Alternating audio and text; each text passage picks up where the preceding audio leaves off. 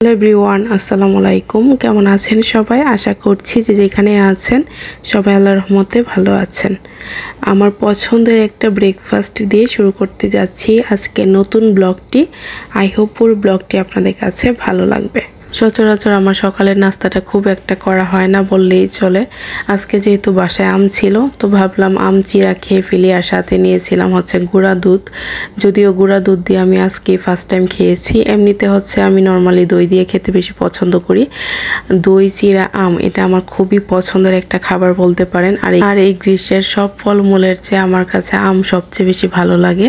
আমার মনে হয় আম সবারই কম বেশি খুব বেশি পছন্দের। সকালের নাস্তা করার কিছুক্ষণ পরেই শুরু হয়ে গিয়েছে ঝুম বৃষ্টি, ঝোড়ো বাতাস। তো একদম গ্লাসটা খোলাই যাচ্ছিল না। আমি গ্লাসের ভেতর থেকেই দাঁড়িয়ে দাঁড়িয়ে বৃষ্টি দেখছিলাম। খুবই ভালো লাগছিল যদিও বৃষ্টি দেখতে। আসলে বৃষ্টি আল্লাহর খুব বড় একটা নিয়ামত বলতে পারেন। তো যাই হোক, যেহেতু বৃষ্টির দিন খুব একটা স্পেশাল রান্না তো হওয়া চাই। কি রান্না করা যায় বলেন তো? হয়তো বা অনেকেরই মনে চলে এসেছে খিচুড়ি, কিন্তু না, আজকে আমরা ব্যতিক্রম একটা রান্না করব। সেটা শুটকি ভর্তা, কালো জিরা ভর্তা আর খুদের চালের ভাত। তো যাই হোক, ফার্স্টে আমি শুটকিটাকে ঢেলে নিয়েছি, আপনারা দেখতে পেয়েছেন। আর এখন কালো জিরা বানানোর জন্য এখানে কয়েকটা রসুনের কোয়া আর কয়েকটা শুকনো মরিচ হালকা ভেজে নিয়েছি। তারপর একই ফ্রাইং প্যানে আমি কালো জিরাটা দিয়ে দিয়েছি। কালো জিরাটাকেও হালকা করে টেলে নিয়েছি।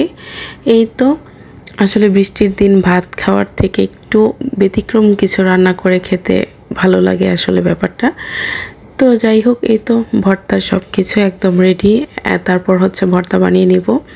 তো ভর্তাটা আমি পরে বানাবো। এখন খুদের ভাতটা রান্না করে ফেলবো।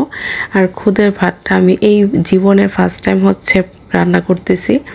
এর আগে কখনোই রান্না করা হয়নি।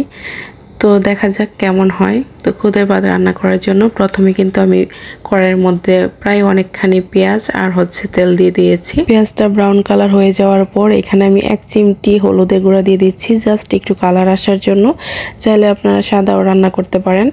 তো এই তো হলুদের গুঁড়াটা দিয়ে দিলাম। এখন খুদের চালটা দিয়ে দিচ্ছি। খুদের চাল আমি ভালো করে ধুয়ে পানি ঝরিয়ে নিয়েছি। আর খুদের চাল কিন্তু খুবই ভালো করে ধুয়ে নিতে হয়, কারণ বালি থাকে অনেক সময়। এখন চালটাকে আমি খুব ভালো করে ভেজে নিব, এতে করে ভাতটা একদম ঝরঝরে হবে আর খেতেও তখন ভালো লাগে। পাশের চুলাতে আমি গরম পানি বসিয়ে রেখেছি। এটাতে গরম পানি ইউজ করব, এতে করে চালটা খুব তাড়াতাড়ি সেদ্ধ হয়ে যায়। খুদের ভাত রান্না করতে করতে আসলে আমার দাদির কথা খুব মনে পড়ে যাচ্ছিল, কারণ আমার দাদি খুব মজা করে আসলে খুদের ভাতটা রান্না করত। সেই যে লাস্ট খেয়েছিলাম ওনার হাতে খুদের ভাত রান্না, এখনও মনে মুখে লেগে আছে। যদিও আমার দাদি আজ আর বেঁচে নেই, আল্লাহ ওনাকে বেহেশত নসিব করুক। তো যাই হোক, আসলে সবাইকেই একদিন এই পৃথিবীর মায়া ত্যাগ করে মাটির নিচে চলে যেতে হবে। এই কঠিন সত্যটা কষ্ট হলেও আমাদের সবাইকে মেনে নিতে হবে। প্রিয়জন হারালে আসলে যে কষ্ট, সেটা যার হারাই সেই বুঝতে পারে। কথা বলতে বলতে এদিকে কিন্তু আমার খুদের ভাত রান্নাটা একদম হয়ে গিয়েছে, পারফেক্টলি হয়েছিল। আর খেতেও মাশাআল্লাহ অনেক বেশি মজা হয়েছিল, যদিও জীবনে প্রথমবারই রান্না করেছি। খুদের ভাত হয়ে যাওয়ার পর আমি চলে এসেছি ভর্তা বানাতে। তো ফার্স্টেই আমি কালো জিরা ভর্তাটা বানিয়ে নিচ্ছিলাম। আমার একটা ব্যাড হ্যাবিট আছে, সেটা আমি অন্য কারোর হাতে ভর্তা খেতে পারি না। তো আগে আমার মায়ের হাতে ভর্তা খেতাম, আর বিয়ের পর আমার নিজেরটা আমি নিজে বানিয়ে নিই। কালো জিরা ভর্তা বানানো হয়ে গেলে আমি শিলপাটা ভালো করে ধুয়ে নিয়ে এখন শুটকির ভর্তা বানাতে যাচ্ছি। তো প্রথমে আমি মরিচটাকে বেটে নিয়েছি, তারপর শুটকি ভর্তা যেভাবে বানাই ওইভাবে বানিয়ে নিয়েছি। এই তো আমাদের দুপুরে রান্না বান্না কমপ্লিট।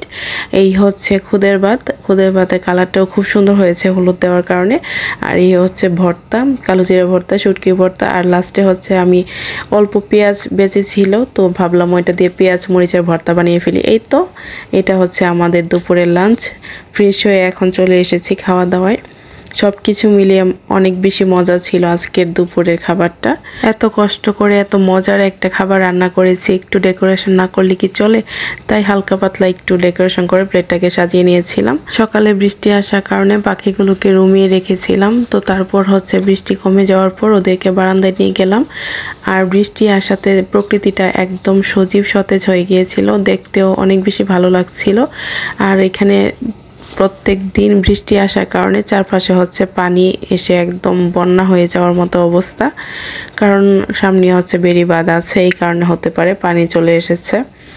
আর এই তো পাখিগুলোকে খাবার দেওয়া হয়ে গিয়েছে। ওরা হচ্ছে অর্ধেক খাবার ফেলিয়ে দেয়, নিচে থেকে ফেলে তারপর হচ্ছে খায়, বাটিতে খেতে পারে না। আর আজকে হচ্ছে সন্ধ্যা নাস্তায় আমি ফ্রেঞ্চ ফ্রাই বানাবো। তার জন্য আলুগুলোকে স্লাইস করে কেটে ধুয়ে পানি ঝরিয়ে নিয়েছি।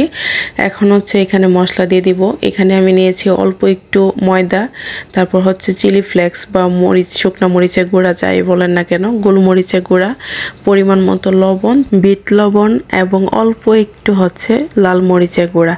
তো সব কিছু একসাথে দিয়ে ভালো করে মাখিয়ে নিচ্ছি। মাখানো হয়ে গেলে আমি হচ্ছে এগুলাকে ডুবো তেলে ভেজে নিব। তো এই তো আমার মাখানো কমপ্লিট। আর অবশ্যই আলু থেকে কিন্তু পানিটা ভালো করে ঝরিয়ে নিতে হবে, নইলে আলুতে হচ্ছে মশলাটা লাগবে না। আর এখন হচ্ছে আমি ফ্রেঞ্চ ফ্রাইগুলোকে ডুবো তেলে ভেজে নিচ্ছি। তো প্রথমে হচ্ছে চুলার আঁচটাকে আমি একদম বাড়িয়ে দিয়েছি, নইলে হচ্ছে আলুগুলো ভেঙে যাওয়ার একটা চান্স থাকে। তারপর হচ্ছে যখন হয়ে এসেছে এই পর্যায়ে চুলার আঁচটাকে মিডিয়ামে দিয়েছি। আমি জানি ফ্রেঞ্চ ফ্রাই এটা কম বেশি সবাই বানাতে জানেন, তারপর আমি যেভাবে বানাই ওইটাই আসলে আপনাদের সাথে শেয়ার করেছি। তো এই তো আলুগুলো খুব সুন্দর করে ভাজা হয়ে যাওয়ার পর আমি নামিয়ে নিয়েছি, সেই সাথে আমার ফ্রেঞ্চ ফ্রাই বানানো কিন্তু কমপ্লিট। তো আজকের মতো আমার ব্লগটি এখানেই শেষ করতে হচ্ছে। সবাই ভালো থাকবেন, সুস্থ থাকবেন। আজকের মতো এই পর্যন্তই। আল্লাহ হাফেজ।